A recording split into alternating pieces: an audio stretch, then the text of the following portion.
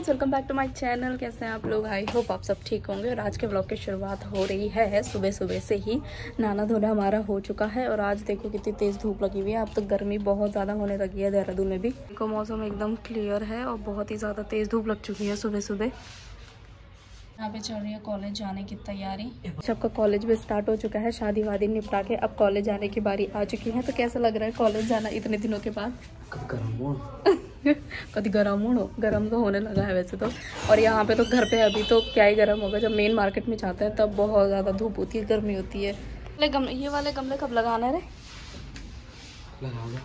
मैं कैसे लगाऊंगी? वहाँ से मिट्टी लेनी पड़ेगी, इतने बड़े गमलों में भरनी पड़ेगी, फिर वो गमले से ये पौधा निकालना पड़ेगा।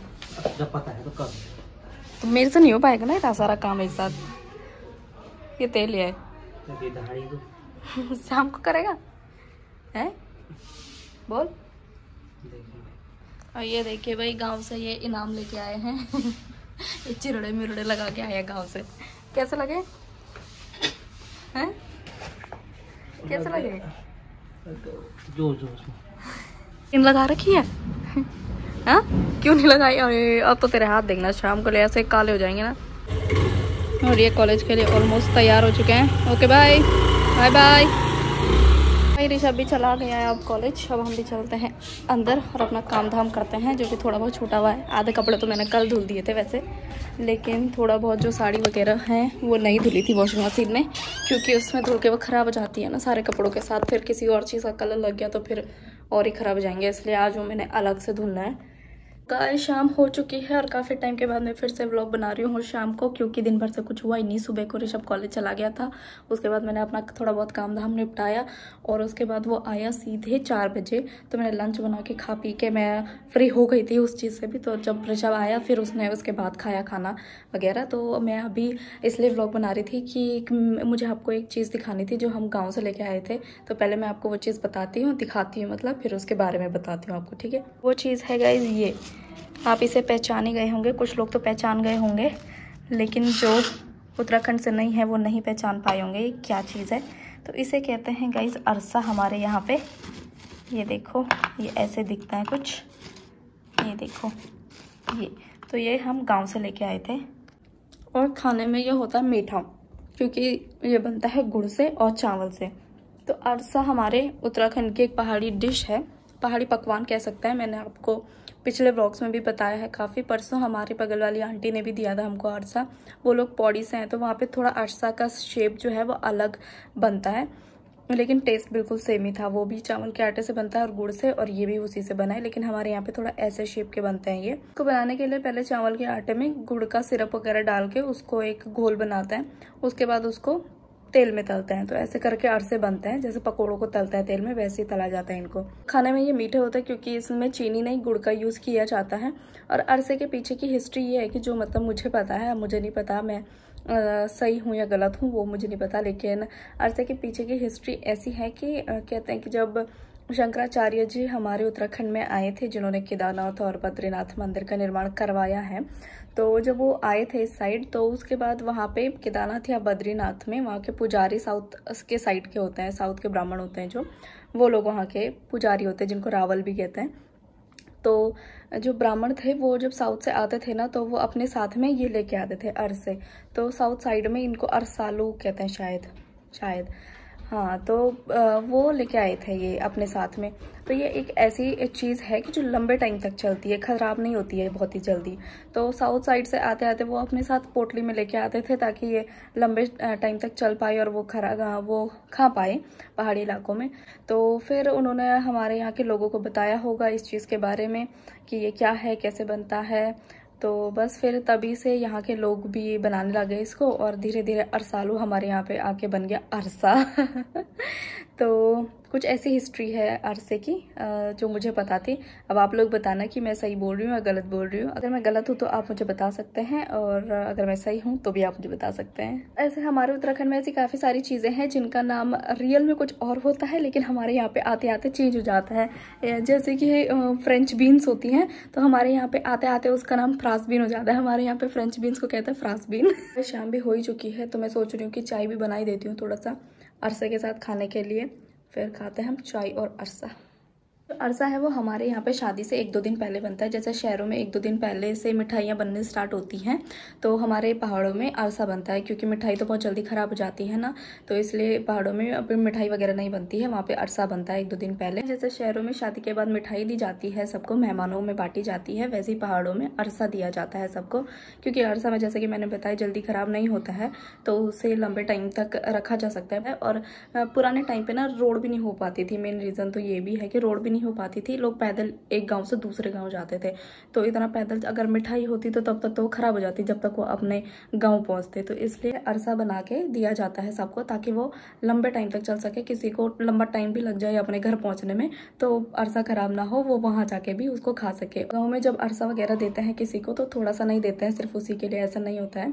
जब देते हैं तो सबके लिए देते हैं कि अपने आस पड़ोस में भी लोग बांट सके उसको। मेरी चाय भी रेडी है और अरसे की प्लेट भी रेडी है, और अरसे के साथ साथ में एक और चीज़ है, ये है रोटना। इसको रोटना कहते हैं हमारे यहाँ पे, और ये भी एक तरह का पहाड़ी पकवानी है जैसे कि अरसा है, तो ये भी काफ़ी लंबे टाइम तक चल जाता है। देखिए अरसे के बारे में मैंने आपको बताया था, और ये बनता है गेहूँ के आटे से।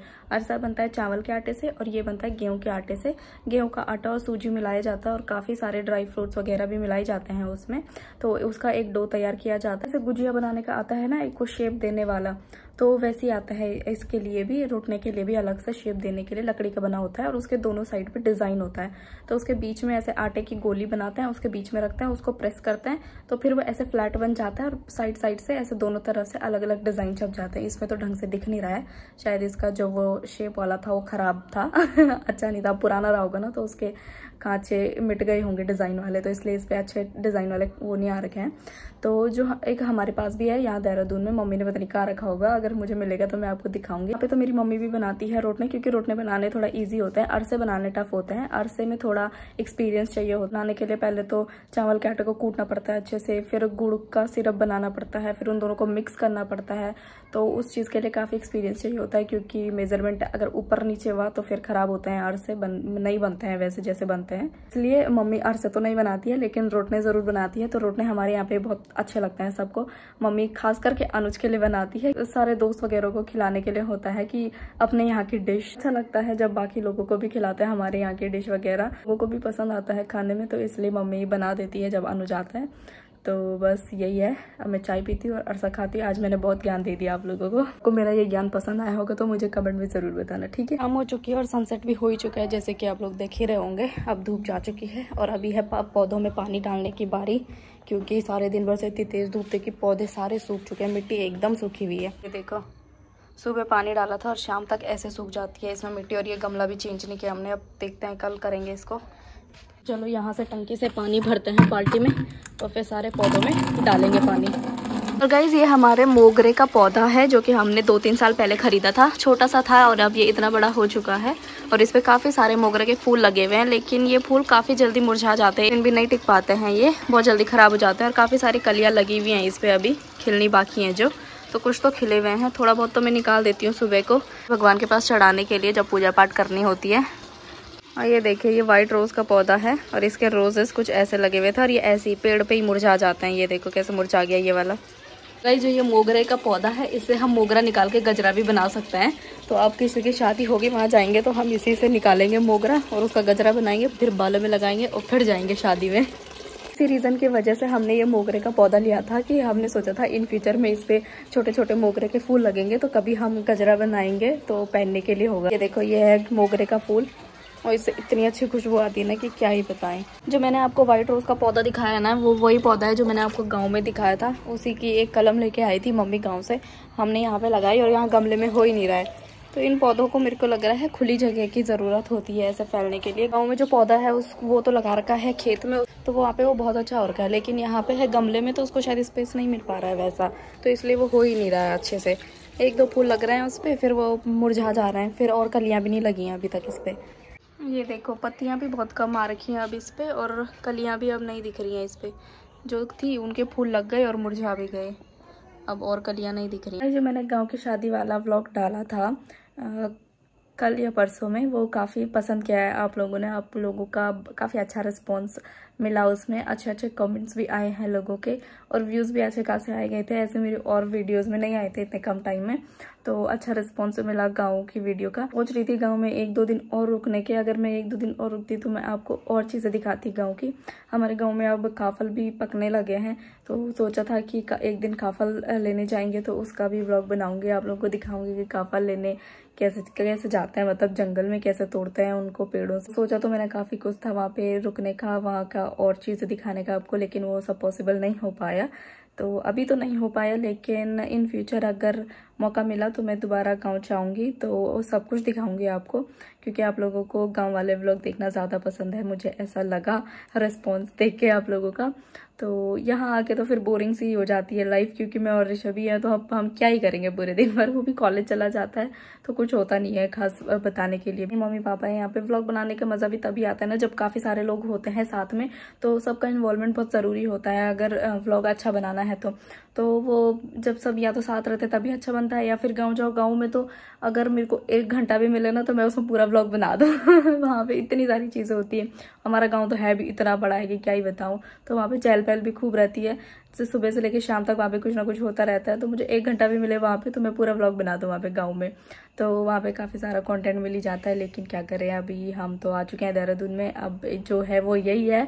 अगर आपको पसंद आ रहा होगा तो लाइक करना, अगर नहीं भी आ रहा होगा तो भी लाइक कर देना और कमेंट करना, मुझे सजेस्ट करना कि मैं कैसी वीडियो बनाऊँ। मैं यहाँ पे हूँ तो मुझे आप सजेस्ट कर सकते हैं, थोड़ा आइडिया दे देना कि मैं क्या वीडियोज़ बनाऊँ, कैसी टाइप की वीडियोस बनाओ, ताकि आप लोग भी बोर ना हो और मेरे लिए भी इजी हो या कंटेंट मिल जाए थोड़ा बहुत। वो बस फिर चलो फिर आज के वीडियो को यहीं पे एंड करते हैं, अब ज़्यादा कुछ है नहीं तो आई होप आपको हमारा आज का व्लॉग अच्छा लगा होगा। अगर आपको व्लॉग पसंद आया हो तो वीडियो को लाइक और शेयर करना ना भूलें, चैनल को सब्सक्राइब भी ज़रूर करें। मिलते हैं फिर आपको नेक्स्ट व्लॉग में, तब तक के लिए bye, take care, good night.